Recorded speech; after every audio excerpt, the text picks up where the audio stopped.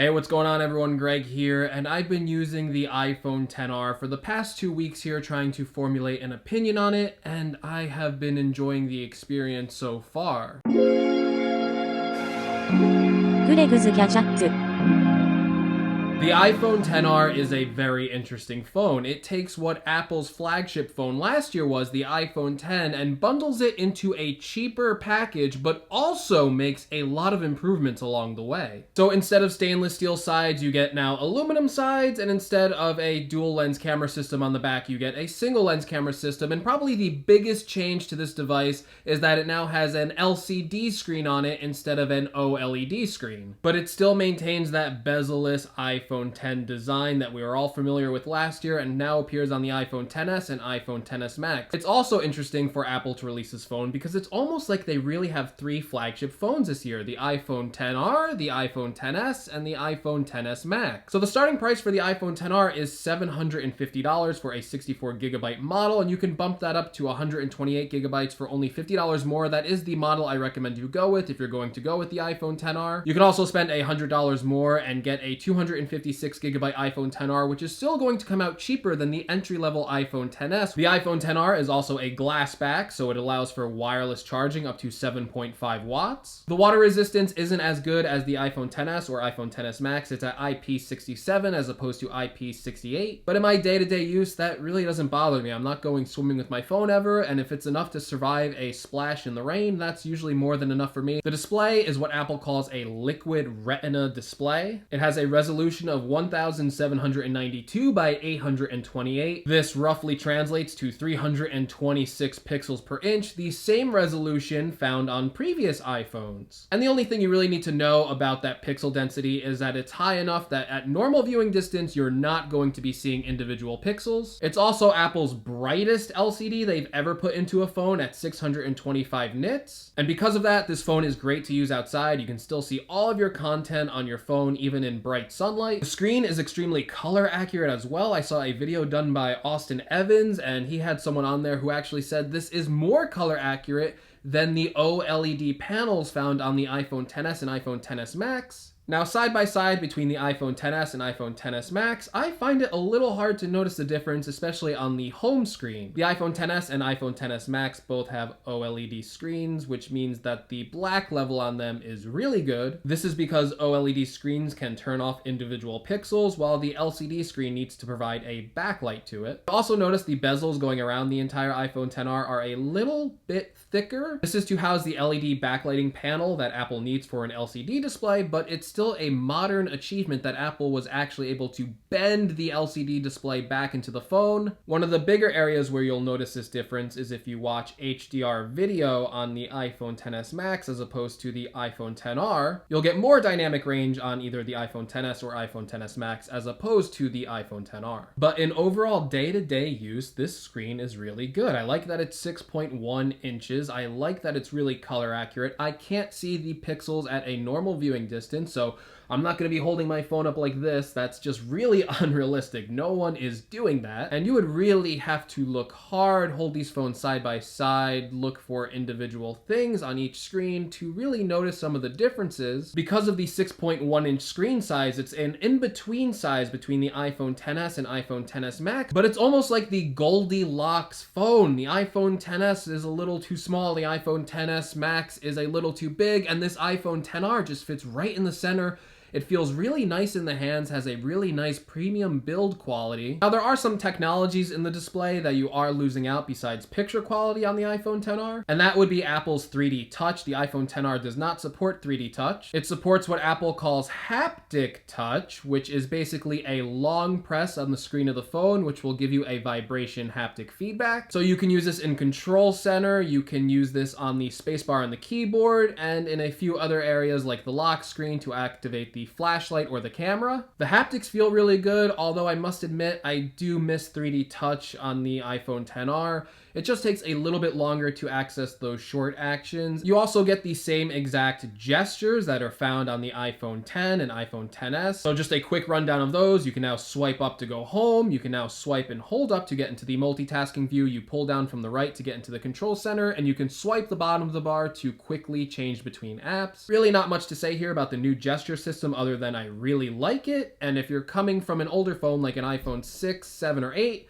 which is most likely the target customer for the iPhone XR, these will be new gestures to you. All the gestures feel really fluid. There's no translation difference between going from an OLED screen to the LCD screen, just an overall nice experience. Now, another feature found on the iPhone XS and XS Max are the new improved speakers, and those make their way to the iPhone XR as well. You get louder volumes without much distortion. The speakers get pretty loud. They sound really good, and you get a wider stereo separation between the top and bottom speaker. Also making its way to the iPhone XR is Face ID, and it's the same exact Face ID found on the iPhone XS, so it works up to 15% faster, and that little bit of speed difference does make a nice improvement, so it's really fast to unlock your phone and just get into your apps. I also really like the way Face ID works as opposed to Touch ID, so if you have notifications on your lock screen, you can set those to hide, and as soon as Face ID sees your face, it'll automatically show you the notification, so you don't have to worry about someone peeking at your lock screen. And you also get those attention aware features, so if an alarm goes off in your face, it'll quickly silence the alarm as you're looking at your phone. Really happy to see Face ID come to the iPhone XR. It really makes this feel like an iPhone XS experience. This also comes with Apple's A12 Bionic chip, which is partly why the Face ID system works so quickly now. So the A12 chip just gives you some really amazing performance on the iPhone XR. This is a chip that's faster than some laptops now, but although it looks good on paper, there aren't too many apps that are taking full advantage of this chip quite yet. The most intensive things I'm running on my phone are probably Civilization 6, and that runs really well on the iPhone XR. Really liking the gameplay that's on it. Everything feels really smooth. The resolution is good on it. Another more intensive app I use on the iPhone is Pixelmator, and that runs really well on the iPhone. There's really no slowdowns with that A12 chip, but again, I don't think anything that's currently on the App Store is really pushing this chip to the limit, but it is nice to have just to future-proof your phone. So no slowdowns at all when using this phone, even when swiping between apps, swiping really quickly between the home screens. I just can't get this phone to slow down. But again, I don't think there's software out here really taking advantage of it, which maybe there will be in the future, especially if there is some more augmented reality software that's coming out. Although I have been disappointed with the direction of augmented reality. When the iPhone 10 came out, I thought there would be more AR apps than there are today, but I'm finding myself disappointed by the lack of quality AR apps available in the App Store. I should mention that the iPhone XR also only has 3 GB of RAM as opposed to the iPhone XS's 4 GB. But that's also not a major difference because the iPhone XR has to push a lot less pixels than the iPhone XS or XS Max, so you should get about the same performance and RAM management in the iPhone XR. That's what I've been finding. I haven't had apps close on me in the background while I'm switching between them. I'm not noticing any real-world difference. You're also not getting as fast as LTE with the iPhone XR. The iPhone XS and iPhone XS Max both have gigabit LTE, but in day-to-day use, I haven't noticed any speed differences between the two phones. I don't think gigabit LTE is available in my area, so far it hasn't made any difference. And even if you were getting those max speeds, I think most people don't download big files on their phones, especially considering the bandwidth caps were limited to, so really not a major difference here. Battery life on the iPhone XR is rated as one of the best battery lives for the current iPhones. I find this to be pretty much true. The iPhone XR has the best battery life on any iPhone I've ever used. I'm getting around a half hour to an hour more than on my iPhone XS Max. And I am a heavy iPhone user. When I'm using my iPhone throughout the day, I'm constantly listening to audio, I'm constantly watching video. So if any phone can get me through a day, that is a big achievement. And if I'm on a lighter day, I think I could probably stretch this phone out to 2 days without charging it, but I usually just charge it overnight anyway, just to be safe. So let's dive into more of this camera. That's a very important part when you're purchasing a smartphone, and the iPhone XR comes with one of the best cameras available. So the iPhone XR comes with Apple's smart Hdr system, which basically means that it's merging a bunch of different exposures together to create one single image. It means that in challenging lighting situations, especially when the sun is nice and bright and you take a picture, you're not going to get blown out highlights, especially in the sky. It kind of creates an even exposure all around the picture, and it's really impressive to the point where you can get the sun in the picture and the sky is not blown out at all. The sun is white in the picture, but the rest of the sky is bright blue. You get some really nice dynamic range with these photos. I really like the way the iPhone XR takes pictures. Low light photography is improved over the 10, although sometimes I'm not sure if I like the effect that the Smart HDR gives off in certain lighting situations. Now, it is lacking that second zoom lens found on the iPhone XS, but there are some instances where maybe having a single lens system is better. Now, losing that second lens does mean you're losing a 2x zoom option, but a lot of the times, especially in lower light, the iPhone XS and iPhone XS Max will not use that zoom lens. Even if you press on that 2x button, it will zoom in the regular camera because that regular camera has a wider aperture, which means it can take better low light shots. So even if you think you're going to be missing the benefit of that zoom lens, in some situations you might be fooled into thinking you're taking a zoomed up shot on the iPhone XS, when in reality you could just get by with that regular lens on the iPhone XR. Although when the lighting conditions are good, it is nice to have that zoom on the iPhone XS Max,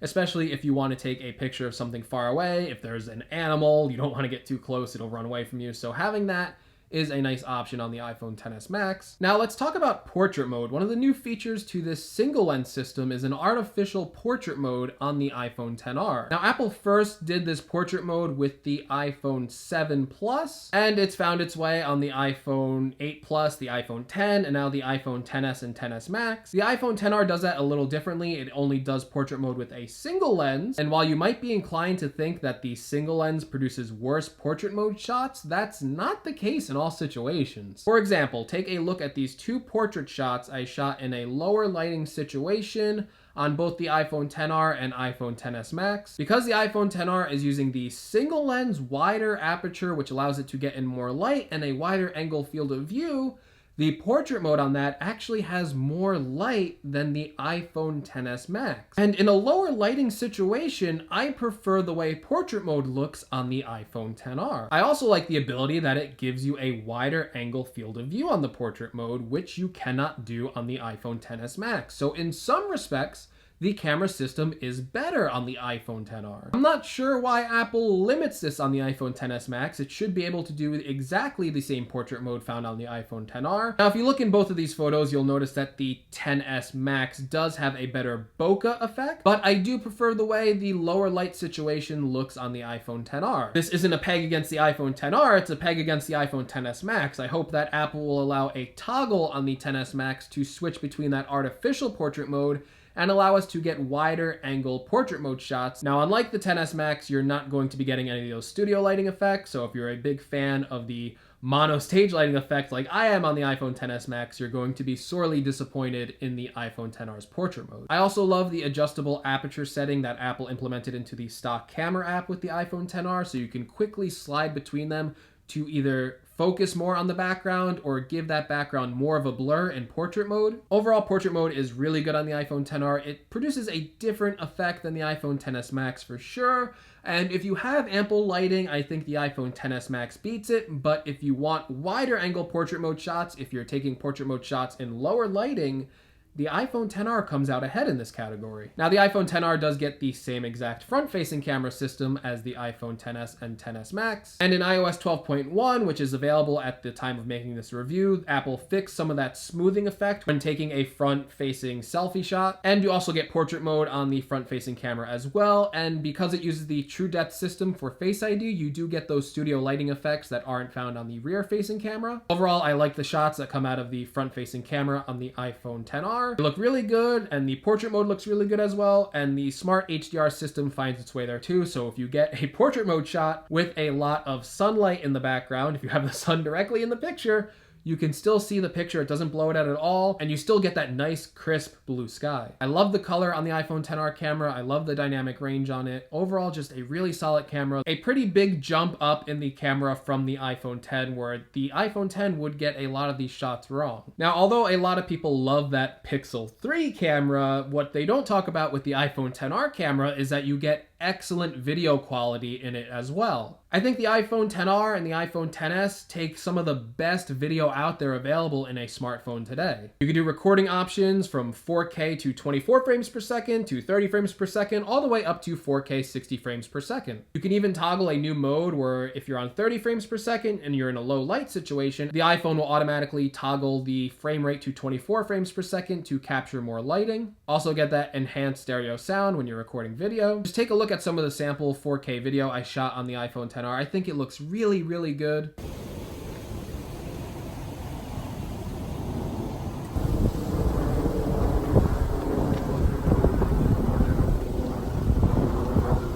Does a really good job with the exposure in the sky, much like the Smart HDR, does a really good job with the audio recording, and overall just produces a really vibrant and crisp image with that 4K camera. Now, before I finish this review, I just wanted to do some quick recap of iOS 12. Overall, iOS 12 is really optimized for this phone. I haven't been noticed any stuttering, lags, too many bugs, any really consistent frame drops or anything like that. Really enjoying the grouped notifications that Apple brought to iOS 12, so now it groups up all the notifications, and of course with Face ID, you can hide those notifications until you're ready to look at them. Also happy to see grouped FaceTime finally make its way to iOS 12.1 before I did this review, and I did a grouped FaceTime call and I really enjoyed that experience. Video quality was excellent on it. Everyone was super crisp and clear, and it's really nice to finally be able to FaceTime in groups, and you can get up to 32 people, which is really cool. Also do Animoji in group FaceTime and of course in messages like normal.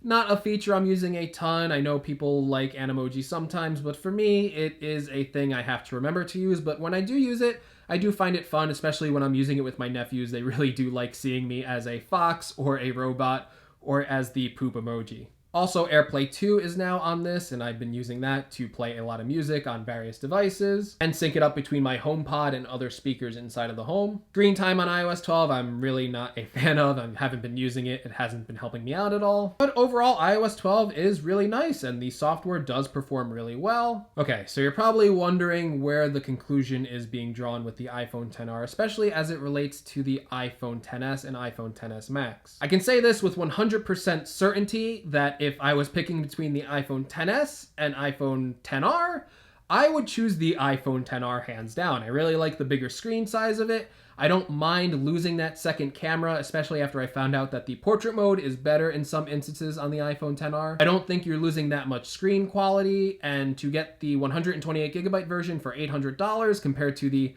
64GB version for $1,000 on the iPhone XS, I think it's a no-brainer.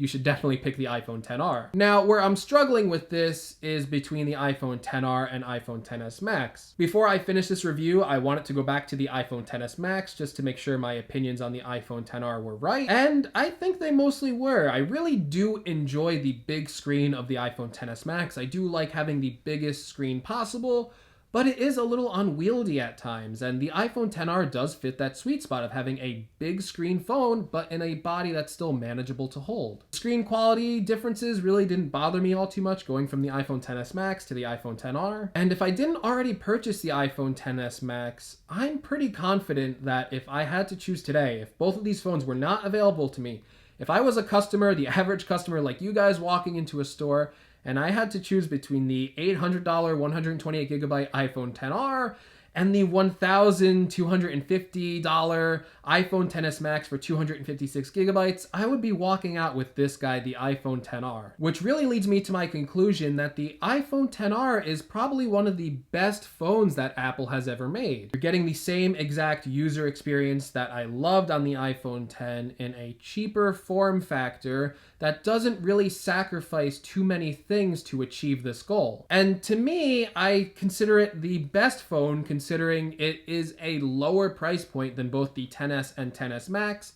And for the amount of features you're getting in this, you're getting the most powerful smartphone you can possibly buy. You're getting one of the best cameras on a smartphone and the best camera for video quality. The sacrifices it makes to achieve this lower cost, like the LCD screen, the single lens camera, the lack of 3D touch, aren't major deal breakers to me. So between the price point, between the specs that you're getting with this phone, between the cool colors on it, just everything, this whole package together makes me say that this phone, the iPhone XR, is the best phone that Apple has ever made. Okay guys, and that does it for this iPhone XR review. I think it's going to be a long one by the time I'm done editing this, So thank you if you made it this long for sticking around. If you guys like the iPhone XR, if you agree with me that it's one of the best phones that Apple has ever made, let me know in the comments below. All right, everyone, if you like the video, make sure you give me a like. If you want to see more from my channel, make sure you're subscribed. And as always, I will see you all in the next video. Take care, everyone.